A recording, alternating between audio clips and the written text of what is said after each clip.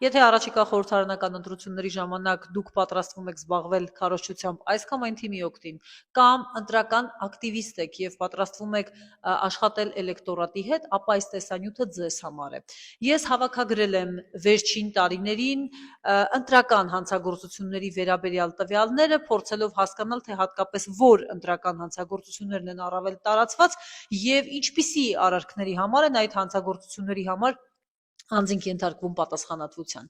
2021 թվականի խորհրդարանական ընտրությունների ժամանակ ամենաշատը տեսակարար կշռով կազմել են ընտրակաշառքի վերաբերյալ հանցագործությունները, թվով 51 քրեական վարույթ է նախաձեռնվել, որոնցից որոշները կարճվել են, որոշները գնացել դատարան եւ այլ ճակատագրի արժանացել։ Հետո արդեն քվեարկության գաղտնիությունը խախտել, ընտրությունների արդյունքները կեղծել եւ բազմաթիվ այլ հոդվածներ։ Ընդհանուր առմամբ կա մի հոդված, որով նախկինում բավականին քիչ են հարուցվել քրեական գործեր, իսկ այժմ այդ ուրեմն հոդվածը բավականին հետաքրքիր դրսևորումներ կարող է ստանալ։ Խոսքը վերաբերում է նոր քրեական օրենսգրքի 210 հոդվածին, որը մասնավորապես ունի հետևյալ ձևակերպումը. անձի ընտրական իրավունքի իրականացումը, ազատ իրականացումը խոչընդոտելը։ Եվ փաստացի 2026 թվականին օրեր առաջ, երբ տարածվեց հաղորդագրություն քննչական կոմիտեի կողմից, մասնավորապես Վաղարշապատ համայնքում ընտրությունների հետ կապված, ասվեց, որ հարուցվել է քրեական գործ այդ հոդվածի հատկանիշներով եւ ըստ էության այդպիսի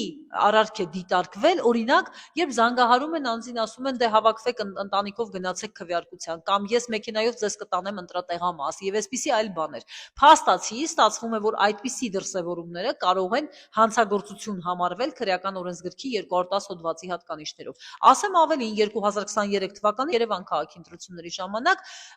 այդ հոդվածով հարուցված եղել է 12 քրեական գործ, այսինքն վարույթ է նախաձեռնվել։ Հիմա պետք է փաստացի այն անձինք, ովքեր զբաղվելու են իմ նշած գործողություններով, կարողանան հաշվարկել իրենց գործողությունները եւ հասկանան ինչն է կարելի, ինչը ոչ, որպեսզի չհայտնվեն քրեական պատասխանատվության սուբյեկտի կարգավիճակում։ Մի կարևոր նորամուծություն նոր քրեական օրենսգրքում, որը մասնավորապես քրեական պատասխանատվություն է նախատեսում խոշոր չափով նախընտրական հիմնադրամում ուրեմն ծախսերը չհայտարարագրելու, ցույց չտալու համար, ըստ էության այսպես անվանենք, խոշոր չափ էլ համարվում է 10 միլիոն դրամը գերազանցող գումար, այսինքն դրա համար, եթե հայտնաբերվի, քրեական պատասխանատվություն է եւս նախատեսված։ Եղեք տեղեկացված, եթե ունեք հարցեր, ես պատրաստ եմ պատասխանել դրանց։